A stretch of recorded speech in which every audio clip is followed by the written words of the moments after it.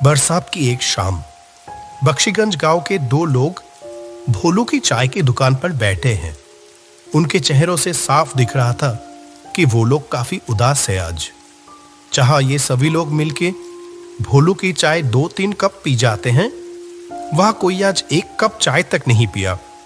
हर कोई गांव की मौजूदा समस्याओं को लेकर बहुत विचलित है। इसी बीच गांव की वर्तमान हेडमास्टर कैलाश उपाध्याय भोलू की चाय की दुकान पर आ पहुंचे।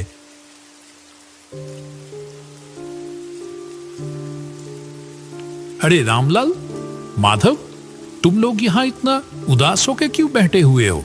मुझे इस गांव में आए हुए इतने दिन हो गए, मैंने तो कभी तुम लोगों को इतना परेशान नहीं देखा। हमेशा हंसते मुस्कुराते हुए ही देखा है, लेकिन आज अचानक क्या हुआ? आइए मास्टर जी, बैठिए। आपकी चाय तैयार है मास्टर जी। मुझे पता था आप थोड़ी देर में यहां आ जाओगे। हाँ हाँ बोलू, आज अपनी वो अदरक वाली चाय पिलाना मुझे, ठीक है? बहुत देर से सर दर्द कर रहा है। और हाँ, तुम लोग बताए नहीं कि हुआ क्या है, इतने उदास क्यों हो? असल में क्या है ना मास्टर जी, हम सभी लोगों का आज मन बहुत उदास है। क्यों? क्या हुआ? इतने खूबसूरत गांव के लोगों के साथ घुलने मिलने से किसी का भी मन बेहतर हो जाएगा, लेकिन उन्हीं लोगों को आज अचानक क्या हुआ? आप तो जानते ही हो मास्टर जी कि हमारे गांव में कोई अस्पताल नहीं था।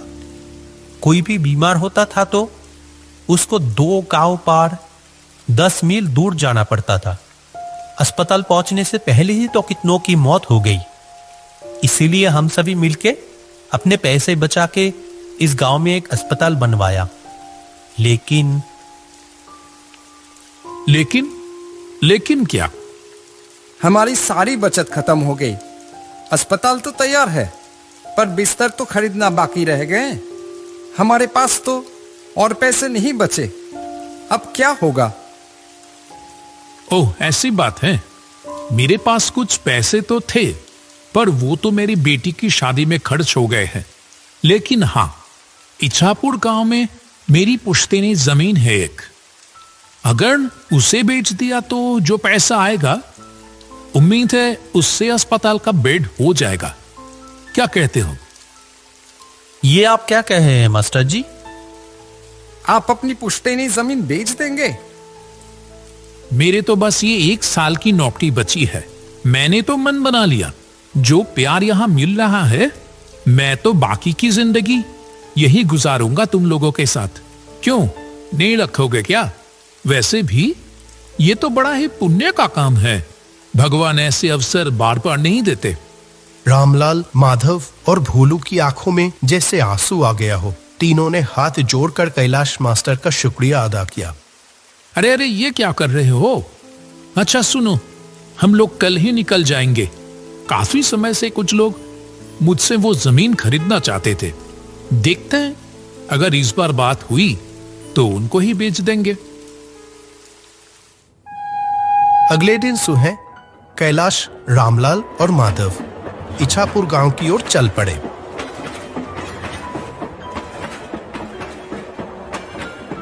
जब वह ट्रेन में थे, बाहर बहुत जोर से बारिश हो रही थी। आसमान काले बादलों से ढका हुआ था और हवा भी बहुत तेज चल रही थी। ये बारिश तो रुकने की नाम ही नहीं ले रही है। मैं भी तो वही सोच रहा हूं, इतनी बारिश में जाएंगे कैसे? वहां एक नदी भी तो पार करनी होगी। आपका गांव क्या स्टेशन से बहुत दूर है? स्टेशन में उतर के पहले हम लोगों को नदी के किनारे पहुंचना होगा, फिर वहां से नाव लेके नदी पार करके जाना होगा मेरा गांव। ऐसे ही बात करते करते समय बीतता चला गया। आखिरकार जब तीनों स्टेशन पर पहुंचे, वो शाम हो चुकी थी। सुनसान स्टेशन पर बस वो तीनों आके ही उतरे। अभी तो बारिश थोड़ी रुकी है, चलो देखते हैं जल्दी से नाव घाट पर पहुंच पाते ही या नहीं। वो तीनों स्टेशन से बाहर आ गए। आसपास कोई भी नजर नहीं आ रहा था। बारिश के कारण रात का अंधेरा अन्य दिनों के मुकाबले कुछ ज्यादा ही था। घने काले अंधेरे ने चारों ओर जैसे एक जादुई माहौल बना दिया था। वह स्टेशन के पास एक बरगद के पेड़ के नीचे आके रुके। यहीं पर रिक्शा मिलता था।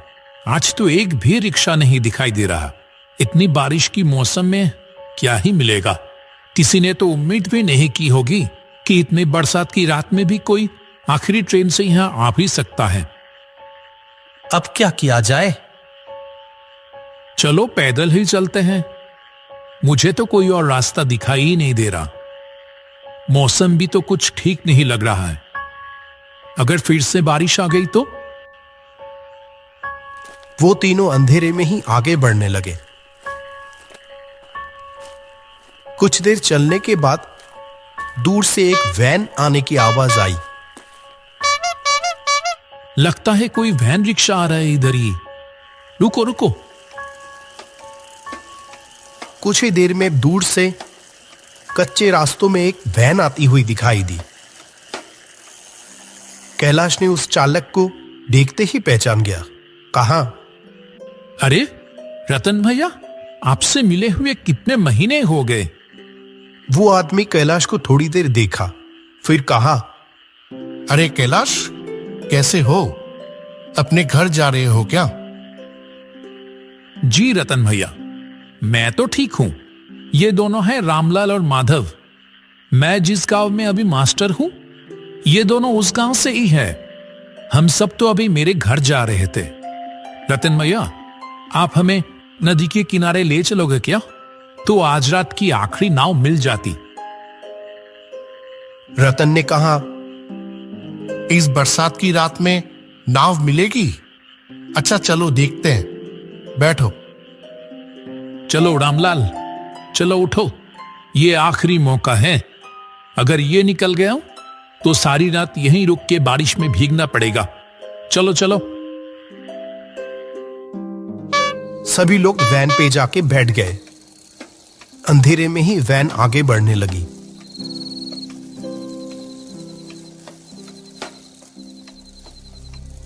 कुछ देर बाद कैलाश ने रतन से पूछा, आपकी तो इतनी उम्र हो गई रतन भैया, फिर भी आप अभी भी वैन चलाते हो? आपको तकलीफ नहीं होता? तकलीफ? हाँ, होता था पहले, अब नहीं होता है। पहले होता था, अब नहीं होता है। इसका क्या मतलब है? वो कुछ नहीं। तुम तो बहुत दिनों बाद इछापुर गांव आए हो। हम लोगों को तो भूल ही गए हो तुम। नहीं नहीं, ऐसी बात नहीं है रतन भैया।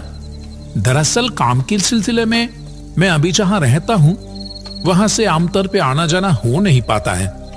आज भी तो एक जरूरी काम से ही आया हूं। गांव में मेरे बाप दादा की जो जमीन है ना, उसे ही बेचने आया हूं। बेच दोगे? क्यों, क्या हो गया? कोई मुसीबत? हाँ, मुसीबत तो है। जिस गांव में मैं रहता हूं अभी, उस गांव के सभी लोगों ने अपने बचाए हुए पैसे से अस्पताल बनवा तो दिए हैं, लेकिन वो अस्पताल की बेड खरीदने की पैसे नहीं जुटा पा रहे हैं। इसीलिए मैंने सोचा कि अपनी पुश्तैनी जमीन बेचकर उनकी थोड़ी मदद कर दूं। वैसे भी वो जमीन तो कई सालों से खाली ही पड़ी है। क्या बात है कैलाश, तुम सचमुच इछापुर गांव का गर्व हो। अरे नहीं नहीं, ऐसी कोई बात नहीं। ये देखो ना, ये रामलाल, माधव, ये सभी भी किसी से कम है क्या? ऐसे ही बातचीत चलते चलते सभी लोग नदी के किनारे आ पहुंचे। जब वो तीनों नदी की ओर देखें, तब नदी बहुत तेज बह रही थी। जो नदी हर वक्त शांत रहती थी, वह आज बिल्कुल अलग दिख रही थी। नदी के किनारे कुछ नाव बंधी हुई थी, लेकिन चलाने वाला कोई भी दिखाई नहीं दिया। जो सोचा था वही हुआ। एक भी माझी घाट पर नहीं है। वैसे भी इतनी रात हो गई है और फिर बारिश। कोई क्यों ही रहेगा अभी? ये तो बड़ी मुसीबत हो गई मास्टर जी।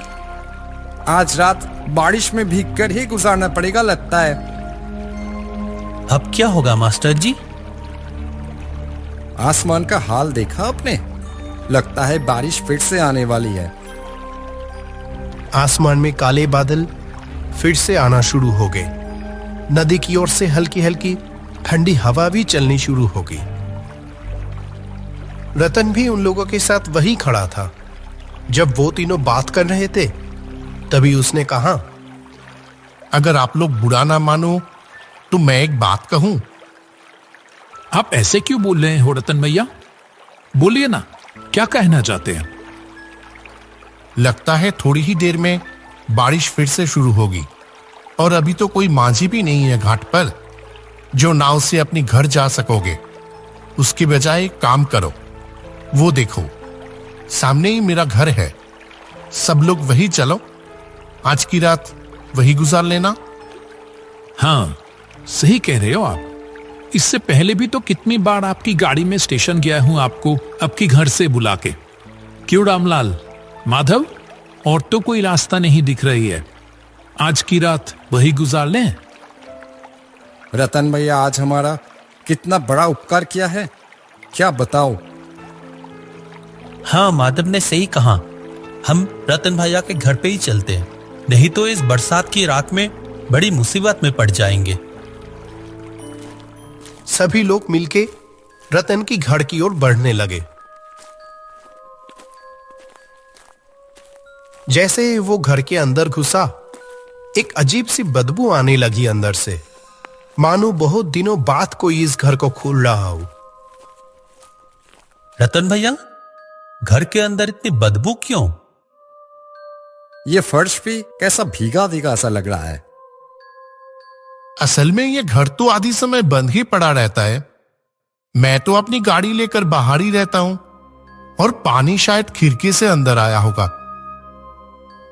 कमरे की कोने में एक टूटी खुली हुई खिड़की से हल्की सी रोशनी आ रही थी।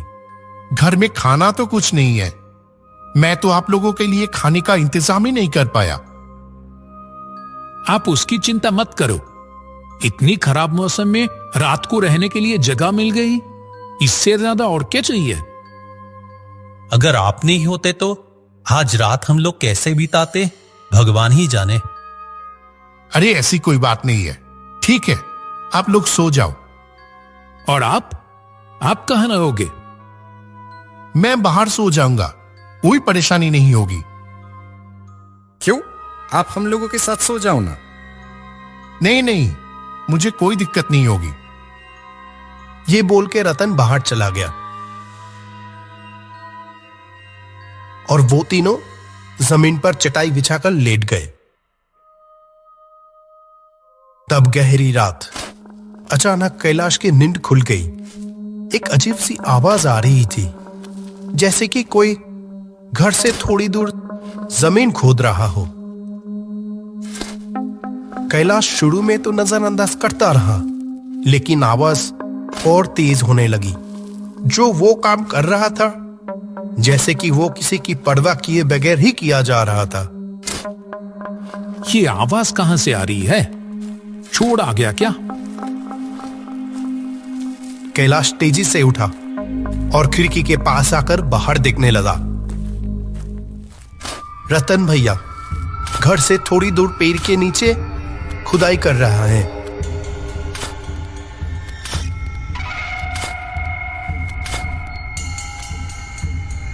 माधव, रामलाल, उठो, जल्दी उठो।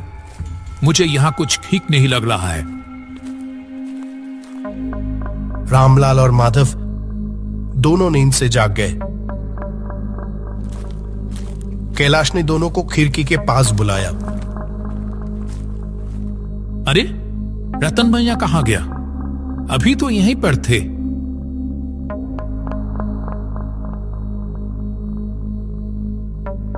आपने ठीक देखा था मास्टर जी? हाँ हाँ बिल्कुल। चलो तो बाहर। वे तीनों घर के पीछे वाले पेड़ की ओर चल दिए। ये देखो, यहाँ पेड़ के नीचे जमीन पर कुछ है लगता है।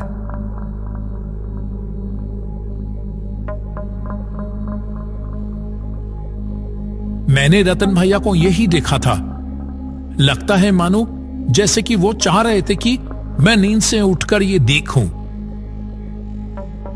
देख तो रामलाल, क्या है वहां?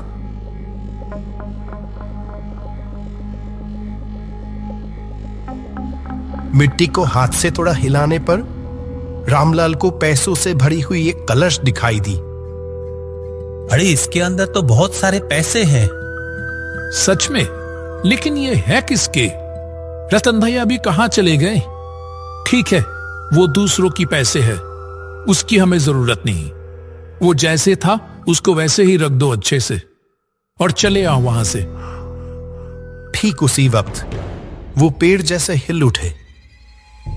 तीनों ने ऊपर देखा तो वहां लंबे पैरों वाला एक भयानक चेहरा बैठा हुआ था।